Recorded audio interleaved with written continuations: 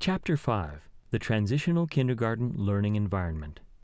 The transitional kindergarten classroom environment sets the stage for both learning and student-adult interactions. Planning for the design and organization of the learning environment is critical. The placement of furniture, tables, and shelving can have a powerful effect on student behavior and learning. The same is true for the placement of visual markers, such as signs and carpet areas. I was able to visit, for example, with the group, a preschool, that classroom that was all set up, ready to go. And so I took pieces from that classroom and I used what I had. I really think it's key to set things up at their eye level so that they can see things, they can reach things. And so that was the main thing that I took with me and used that to set up my classroom. It just really helps having the labels around and the shelves on the tubs, because once it comes to them putting their materials away, it's very easy for them to do. They can do it on their own. They don't need to come and get me. They can see the label, see the picture, and know what activity or what toy goes in which basket. The indoor classroom needs designated spaces for large group instruction, small group learning, as well as individual exploration. So we paid a lot of attention to the centers, the design, that there's a lot of little nooks and crannies within the classroom where children can go. And that's the kind of setting we wanted to create. We replaced the big old rectangular tables with smaller round tables, made more room, more open space. My husband built these nice cubbies to go down the middle of the room. And so I have an area that's carpeted where there's lots of centers over there. Kids can come over and pull a box off the counter and set up a center easily and work there on the carpet. And other kids can be sitting on the other side of that cubby wall and be doing something else. Maybe they're working with my aide or with me. And so it sort of separated that noisier play from the quieter area. We needed small bookshelves that the children could access. We needed little storage.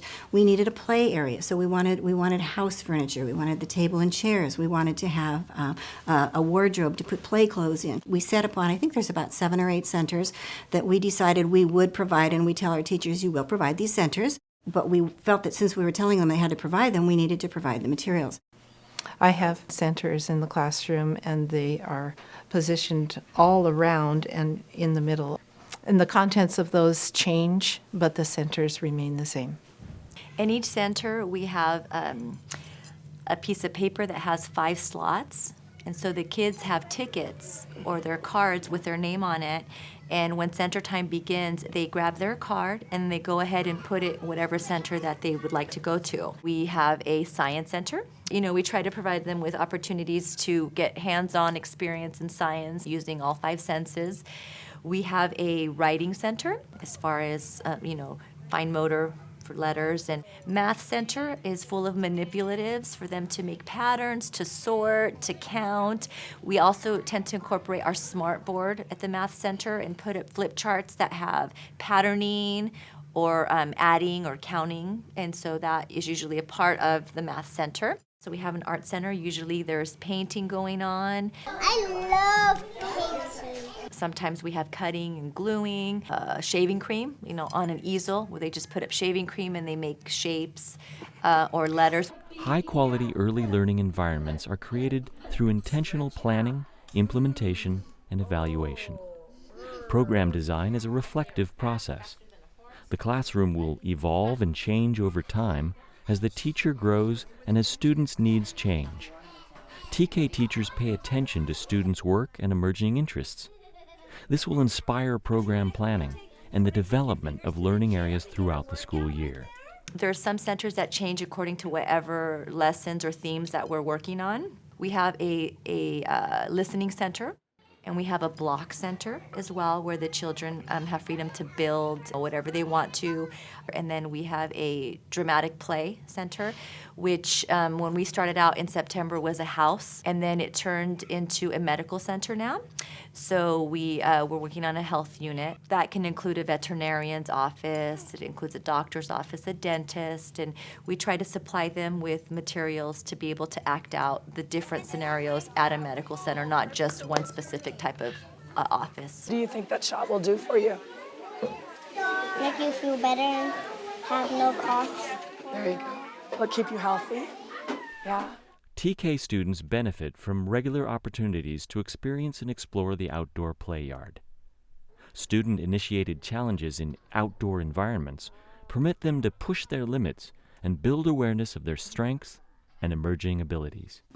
We know that children need a lot of large motor developmental experiences in order to grow and develop. So before you can write, you have to be able to do the big things. The brain needs that. Outdoors, we're able to use our bodies in a much more large motor skill fashion.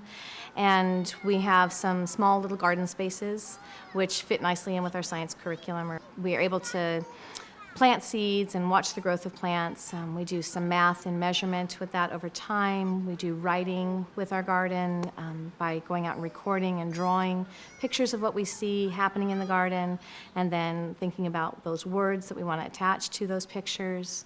And sometimes activities that originate in the indoor classroom can be extended into the outdoor environment.